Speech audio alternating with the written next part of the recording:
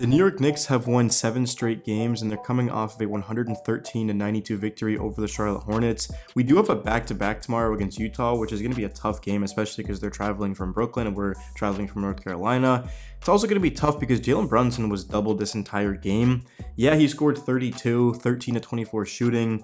But against these tough teams coming up, it's going to be interesting to see how the Knicks play and feed off of Brunson, because they didn't shoot the ball particularly well in this game. They were 32.4% from 3, and from the field the Knicks ended up shooting 52.4%, which is good obviously, but the 3 ball, just the Knicks weren't able to find that. They did have a stretch in the third quarter where they just simply couldn't miss from 3. I mean, in that span, I don't have my notes actually, it's on my other phone, but we were like 5 of 7 from 3 or something like that, and we only missed a couple of shots. I mean, 44 bomb. That's why the score is 113-92, because every other quarter was basically even. I mean, 26-25, 2018, 23-25.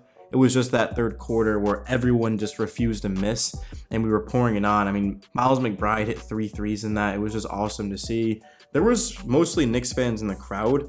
I mean, every time Charlotte would miss a free throw, you would hear applause. It was just awesome. Knicks fans love to travel, as we all know. We're now 30-17 on the season. 14-12 on the road is good. To be over 500 on the road in the NBA is big time. And like I said, we're facing the Jazz, for one of the hottest teams in the league. I was surprised that we were able to handle this game effortlessly without OG and Randall. I mean, the Hornets were without LaMelo Ball, and I get that we have blown them out in all 4 games now. But it was just the fact that we got up to such a sluggish start, and at halftime I was like, oh man, are we really going to lose this game? And then we had that big quarter. We just saw a lot of contributions from guys all around. Josh Hart, for example, grabbed 12 rebounds, had 7 assists, 8 points. Isaiah Hartenstein had 10 points and 4 rebounds, 3 steals. Precious Achiuwa played 33 minutes, had 5 rebounds and 9 points. Dante, like I said, had 28. Jericho Sims played 24 minutes, had 7 rebounds and 6 points. He was active in this game. I like what I saw out of him, just moving around and trying to set screens and roll. Had a couple of just wide open dunks. And then we saw McBride, like I said, knock down 3 threes in that third quarter. I don't know if he definitively knocked down all 3 in the third quarter, but he was extremely efficient, and he's been good for us, of course, losing out on Quickly. And RJ, McBride's been getting more minutes, and Quentin Grimes was just off in this game, 1 of 7 from the field, 0 from 4 from 3.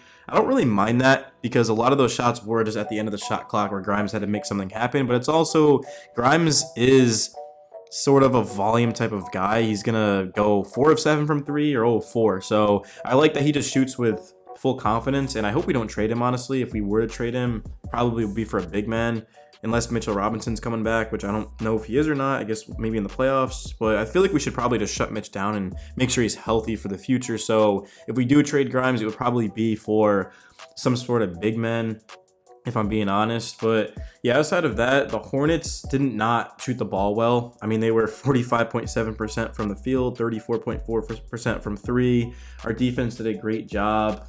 And the Hornets had a lot of sloppy turnovers. I mean, they're 10-35 for a reason. They're without LaMelo Ball. I didn't expect much from them, but Brandon Miller had one of his best games of the season. He had 29 points, 11 of 19 from the field, 3 of 6 from 3. He gave us a lot of trouble to start this game. I was getting kind of nervous because he was just popping off, but he did get quiet as the game went on. And then you got PJ Washington at 16, 21 from Miles Bridges, who has just given us trouble. He's kind of been like our nemesis. So he was 10 of 20 from the field, had 10 rebounds, double-double. And then the bench for the Hornets was non-existent. Something that doesn't get talked about enough for the Knicks has been their bench. I mean, we're getting points from guys all around. For example, Miles McBride, and of course, OG did not play, so that's why we had to go with Achiuwa, and Josh Hart in the starting lineup. That's why these guys were both out there. So normally we got, of course, Josh Hart on the bench. So now you got a McBride and Hart on the bench, and Grimes can get going. So yeah, I definitely do like our bench. I think it's a big strength of us. I didn't really like our depth last season. I mean, we had Brunson, Josh Hart, and IQ was off against Miami, and we didn't really have a lot of weapons, a lot of ways to beat you. Whereas Miami had an abundance of players that were scrappy and could knock down shots, and they just simply just beat us when it mattered. And we were in that game 6, and unfortunately it didn't work out. with Randall getting healthy, whenever he is able to come back, he's out for the foreseeable future. I don't think there's a timetable necessarily on him, but right now he is just, he's going to be out for a good amount. So we're trying to figure it out with him, and we're going to figure out who the Knicks really are during the stretch, because yeah, the Hornets is nice and all. They're a bad team. We've got Utah, Indiana, the Lakers coming up. The Jazz beat us last time they played us. The Pacers beat us the last time we faced them. And the Lakers, we beat them, which was the game where Randall had a big-time double-double. Brunson had 29 points, and I think Randall had like 27 and 12 or something similar to that. So, yeah, if we can honestly just get through this stretch without Randall, then I'd be pleased. OG, something wasn't feeling right during warm-ups. I'm glad he didn't play, honestly, just because it's a back-to-back, and also we can beat the Hornets without OG. The Jazz, though, is a different story. This team is red hot. And I'm actually kind of curious the score of that Jazz Nets game. Let's go look. The Nets are up 128 to 105, which is kind of, I mean, I guess it doesn't really matter, but it's more so of, are these guys going to be playing? Are the starters out there? Because we want the Jazz, these guys, to be playing as many minutes as possible for that back-to-back. Because these Knicks starters did get run. Even though this game was a blowout in the second half, Dante played 42 minutes. Brunson played 34, Hart 39, Chua 33. These guys were getting their work in. They had some exercise out there. And hopefully we can just continue this momentum, this 7-game winning streak tomorrow night against the Utah Jazz, which is a home game. It's going to be a lot of fun. I can't wait for it. The Lakers are down big to the Rockets right now. I know that. And Indiana, I haven't really been following them. Let's see how they're doing. So they play the Celtics tomorrow. And then they're going to have us on Thursday. So, yeah, we'll see how that goes. Honestly, we're in a good spot. The NBA standings right now, we are... Is this updated? No, this isn't updated. We're 30 and 17 now. We are not 29 and 17. They're going to have to update that, which would put us half a game out of Philadelphia.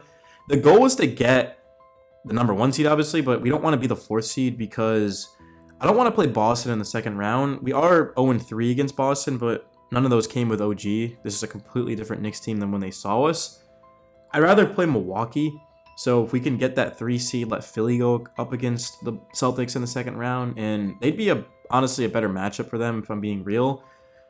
But at the same time, I do want to see how we play the Celtics with OG, because he is a defensive player of the year candidate, and he's just completely taken this team to a different level. He's got that 7'2" wingspan. He also can knock down 3-ball, and he can play within the offense as that number 3 behind Brunson and Randall. And the thing is Knicks versus Celtics. I don't know when we next play the Celtics. February 24th. Remember last year we went 3-1 against the Celtics. The Heat we also went 3-1 against. I want to say, yeah, 3-1 sounds about right. That doesn't matter. So for me to be like, oh, I don't want to play the Celtics, we're 0-3 against them. It's more so the Celtics are probably the best team in the NBA. So I definitely don't want to see them in the second round. I'd rather see them in the Eastern Conference Finals, because remember, the Heat beat them in the Eastern Conference Finals, and I feel like we could do the same thing.